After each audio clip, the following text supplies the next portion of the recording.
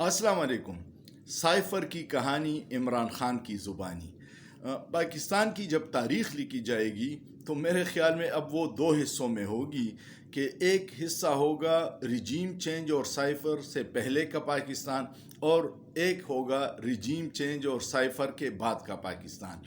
Cipher पे अब बच्चे बच्चे को पता है कि क्या हुआ, रिजीम चेंज में उसका क्या किरदार था, और साइफ़र में किन लोगों को हिदायत दी गई थी कि इमरान ख़ान की हुकूमत ख़त्म करनी है। फिर उस पर कुछ इमरान ख़ान पे इतने केसेस हो गए कि साइफ़र पसे पर्दा चला गया। लेकिन पिछले 3-4 दिनों से साइफ़र फिर हॉट न्यूज़ बन गया है, और उसकी वजह यह है कि कोई 35 दिन पहले इमरान ख़ान के पर्सनल सेक्रेटरी आज़म ख़ान गायब हो गए थे। उनकी फैमिली ने इस्लामाबाद हाई कोर्ट में एक दरख्वास्त दी थी जिस पे इदारों का मौक़िफ़ है कि आज़म ख़ान हमारे पास नहीं है और हम उसको तलाश कर रहे हैं। लेकिन 2 दिन पहले अचानक हुकूमत ने अपने ज़रख़रीद मीडिया, और जिसको हम लिफाफा मीडिया कहते हैं, उसके ज़रिए ट्वीट किया।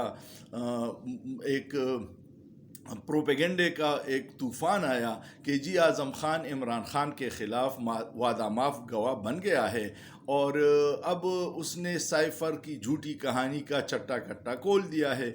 ये जैसे ही आया तो फिर इन्होंने एक नई 200 केसों में तो उसका कुछ नहीं बिगाड़ सके, तो इनको एक नई कहानी की तलाश थी जिस पे काम शुरू हो गया। लेकिन ये नहीं समझते कि ये वो प्रिंट मीडिया का दौर नहीं है कि लोग जल्दी बातें भूल जाते थे। अब तो हर चीज़ का आपके पास वीडियो सबूत है जिससे आप इनकार नहीं कर सकते।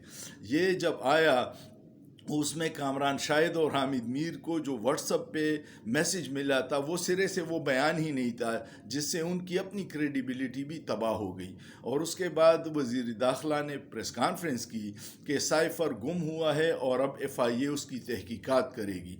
उसी दिन FIA ने इमरान ख़ान को मेरे ख़्याल में 25 जुलाई को बुलाया है कि अपने साथ साइफ़र के हवाले से आपके पास जो सबूत हैं वो ले आइएगा। फिर ज़रूरी हो गया था कि इमरान ख़ान उन मामलात पे बात करे, और इमरान ख़ान ने कल 28 मिनट की तकरीर करके साइफ़र के छुपे किरदारों को ऐसा बेनकाब किया कि अब बच्चे बच्चे की ज़ुबान पे ये सारी कहानी अज़बर हो गई है।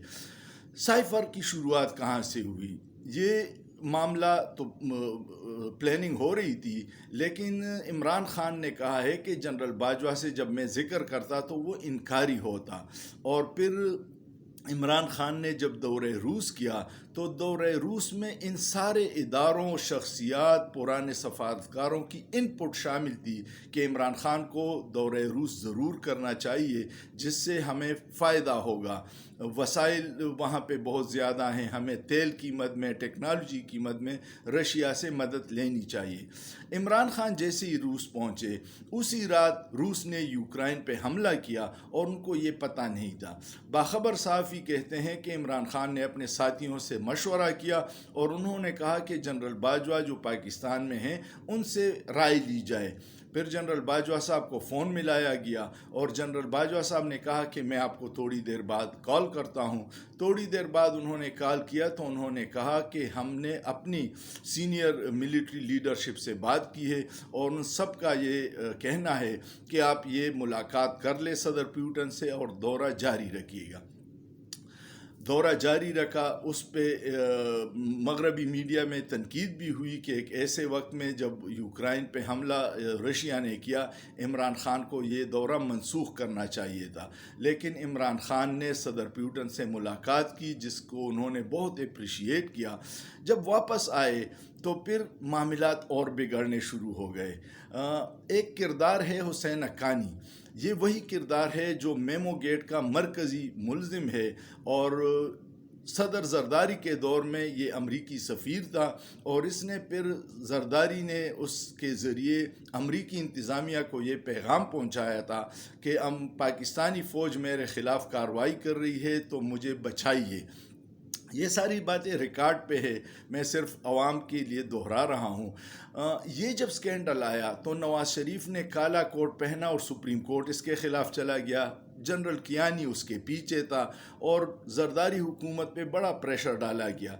फिर जब इस पे केस बना तो ये पाकिस्तान वापस आने से इनकारी हो गया और हुसैन हक्कानी वही था। ये वही हुसैन हक्कानी है जिसको हमें बताया गया था कि वो मुल्क दुश्मन है और उसने पाक फ़ौज के ख़िलाफ़ साजिश की है, जिसका हर पाकिस्तानी को दुख था और हुसैन हक्कानी को नफ़रत की नज़र से देखता था। लेकिन अचानक फिर जनरल बाजवा ने $30,000 पे उसकी खिदमत हासिल की और ये बयानिया बनाना शुरू कर दिया कि इमरान खान एंटी अमरीका है और जनरल बाजवा प्रो अमरीका है। ये कल इमरान खान ने अपने खिताब में कहा है। फिर इमरान खान ने ये कहा कि साइफ़र आया तो उसमें एक धमकी थी कि इमरान खान को हटाया जाए। तो इमरान खान को कौन हटा सकता था? इमरान खान को सिर्फ पाकिस्तान में जनरल बाजवा को उसने हीरो सुपर का नाम दिया है कि इसके पास इतनी सुपर किंग था, इतनी ताकत थी, तो वही कर सकता था। फिर आपने देखा कि चीज़ें जल्दी से बदलने लगी। सारे ये जो लोग थे वो उसमें शामिल थे, जरदारी, शहबाज शरीफ, ये फजल रहमान वगैरह। इमरान खान ने फिर दो काम किए। फ़ौरन नेशनल सिक्योरिटी की कमेटी का इजलास बुलाया जिसमें उन्होंने तस्दीक की कि साजिश नहीं हुई, मुदाखलत हुई है, ये मान लिया। फिर इमरान खान ने कौमी असम्बली के इजलास में बंद कमरे इजलास बुलाया ताकि सब लोगों को साइफ़र की हकीकत बताई जाए और उस इजलास में शहबाज शरीफ, जरदारी और ये सारे लोग नहीं आए क्योंकि वो तो साजिश का हिस्सा थे। फिर सिंध हाउस में जो कुछ हुआ आपको पता है। और एक अहम बात ये कि पाकिस्तान तहरीक इंसाफ के वो ओहदेदार जिनके पास कोई न ओहदा था न इख्तियार था, वो सारे अमरीकी सफारत खानों के चक्कर लगाने लगे। तो इमरान खान ने ये कहा कि क्या हमारे इदारों को पता नहीं था कि ये लोग अमरीकी सफारत खाने क्यों जा रहे हैं, और ये ऐसे आम लोग, आम MNAs इतने अमरीका के लिए ज़रूरी क्यों हो गए। ये सारी तारीख़ इमरान खान ने कल 28 मिनट की तकरीर में चट्टा कट्टा खोल के बता दिया कि साइफ़र दरअसल इसी की शुरुआत थी और फिर ये कड़ियाँ मिलती गई। पाकिस्तान में हुकूमतें बनाना और बिगाड़ना ये अमरीकियों की कम पसंदीदा मशगला है और उसके लिए हमें लोकल वहाँ से सहूलतकार मिल जाते हैं जिनको फिर आसानी से ये हुकूमतें बदल जाती हैं। जुल्फ़िकार अली भुट्टो की जब हुकूमत बदलनी थी तो उस वक्त निज़ाम निफाज़ मुस्तफ़ा तहरीक में यही सारे लोग थे भुट्टो साहब के साथ, और जनरल ज़िया ने तख्ता उल्टा, भुट्टो को फांसी पे लटकाया और अल्लाह अल्लाह खैर सल्ला। इमरान खान के साथ भी यही किया और इनका ये ख्याल था कि इमरान खान डर के मुल्क से भाग जाएगा, लेकिन इमरान खान अब उनके लिए दर्द सर बना हुआ है और इमरान खान ने कहा है कि मेरा जीना मरना इस मुल्क के साथ है। 200 FIR किए, कत्ल के, दहशतगर्दी के, लेकिन बयानिया नहीं बन रहा। पार्टी तोड़ने की कोशिश की, जहांगीर तरीन, परवेज़ खटक, ये ड्रामे भी नाकाम हुए क्योंकि अवाम इमरान खान के साथ है। तो अब ये नया ड्रामा साइफ़र का खोल दिया है कि इस तहकीकात में कोई इमरान खान ब्लंडर करे, रिस्पांस में गुस्से में कोई सीक्रेट एक्ट अफशा करे और फिर हम उस पर एक और मुकदमा डाल लें। अल्लाह पाकिस्तान पे रहम करे। मैंने कहा आपको ये तफसील बता दूं ताकि अवाम के जहनों में जो शकूक शुबात हैं वो दूर हो जाएं।